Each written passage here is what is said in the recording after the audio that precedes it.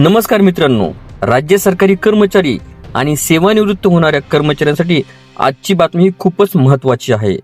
मोठी बातमी जी सरकारी कर्मचाऱ्यांना दिलासा देणारी आहे.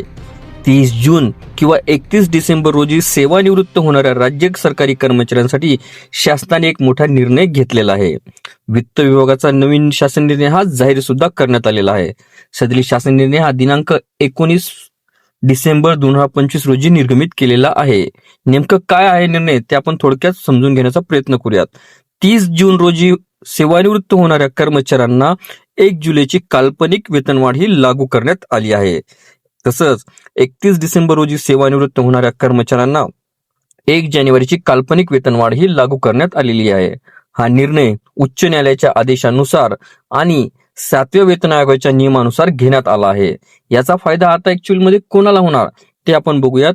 याचा फायदा हा शिक्षक, पोलीस कर्मचारी, लिपिक तसंच सर्व राज्य सरकारी कर्मचारी यांना होणार आहे, जे 30 जून किंवा 31 डिसेंबर रोजी सेवानिवृत्त होतात. त्यांच्या पेन्शन, ग्रॅच्युटी आणि निवृत्ती लाभामध्ये वाढ होणार आहे.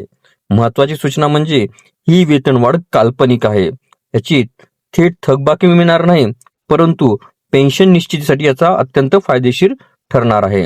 कर्मचाऱ्यांशी हा खरा मोठा निर्णय घेतलेला आहे. हा निर्णय अनेक वर्षापासून प्रलंबित होता.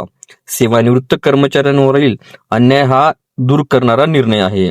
जर आपल्याला व्हिडिओ आवडला असल्यास नक्की लाईक करा, शेअर करा आणि चॅनलला सबस्क्राईब करा आणि बेल आयकॉनला दाबायला विसरू नका. अशा सरकारी GR आणि ब्रेकिंग अपडेटसाठी आमच्यासोबत नक्की कनेक्ट राहा.